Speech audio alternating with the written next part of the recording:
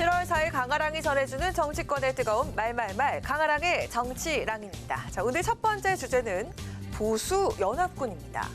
친박계 좌장이었던 최경환 전 경제부총리가 지난달 30일 이준석 전 대표를 만나서 내년 총선 승리를 위한 보수연합군이 필요하다면서 보수 대통합을 강조한 것으로 전해지고 있습니다. 이를 두고 내부에서도 의견이 분분한데요.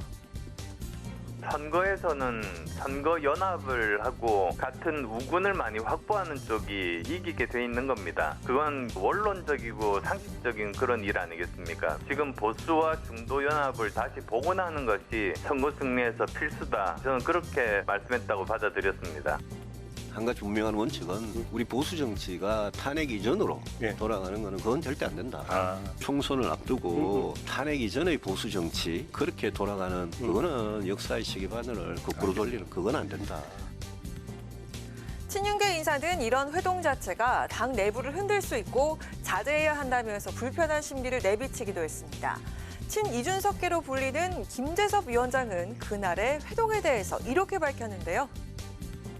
노입니다. 노. 다 같이 열심히 해보자라는 의미로 연합군이라는 표현을 썼는데 그것이 이제 마치 총선을 앞둔 상태에서 거창한 정치적 의미가 부여가 되니까 로댕이라고 써놨는데 옆에서 좀 뱉기가 미안하니까 오댕이라고 바꾸고 옆에서 마지막엔 어묵이라고 했다는 거의 그런 상황인 겁니다. 지금 보니까.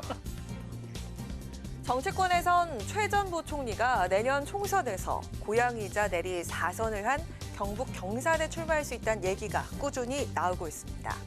2019년 국정원 특수활동비 1억 원을 뇌물로 받은 혐의로 징역 5년형이 확정돼서 현재 최 전 부총리는 당원권이 정지된 상태입니다.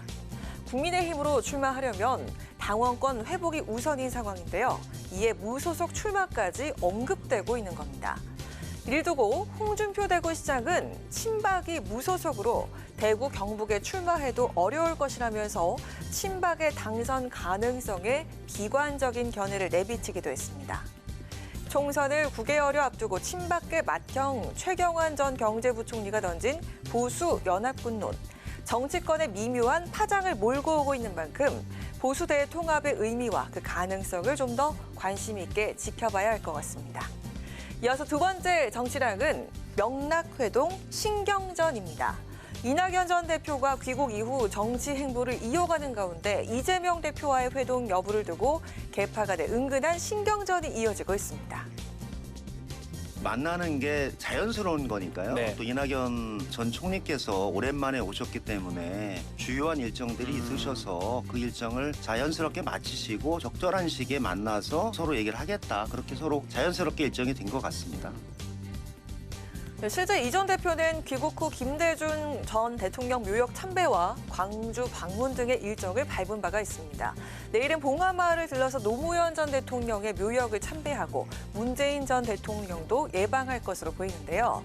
하지만 친낙계에선 양자 회동의 성사 여부를 두고 여전히 신뢰 회복의 문제가 남아있다는 얘기가 나오기도 했습니다. 대선이 끝나고 나서 이낙연 대표는 대선에 협조하지 않아서 이재명 후보가 졌다. 이렇게 엄청난 비난을 받았잖아요. 두 분 사이의 신뢰가 복원이 돼야 된다는 생각을 하고 있습니다. 만나야 신뢰가 회복될 수 있는 거 아닙니까? 오해가 오해를 낳고 의심이 의심을 낳고 서로 이렇게 밀당을 하다 보면 그렇습니다. 우리 만남은 우연이 아니야. 그것은 우리의 바람이었어. 이런 만남이라는 노래도 있지 않습니까? 뭘 전화를 하고 밀고 땡기고 할 필요가 뭐가 있습니까? 한편 비명계에선 이낙연, 이재명의 양자 회동에 대한 비관적 견해와 함께 분당 가능성을 시사하는 발언도 나왔습니다. 때로는 도저히 뜻이 안 맞고 방향을 같이 할 수 없다고 한다면 유쾌한 결별도 각오하고 해야 되지 않겠습니까? 뜻이 다른데 어떻게 같이 한 지붕에 있을 수 있겠습니까? 이낙연 전 대표와 이재명 대표, 지난 대선 당시 맺혔던 앙금이 정말 아직도 남아있는 걸까요? 두 사람의 회동을 둘러싼 개파 간의 은근한 신경전은 당분간 이어질 것으로 보입니다. 지금까지 강아랑의 정치랑이었습니다.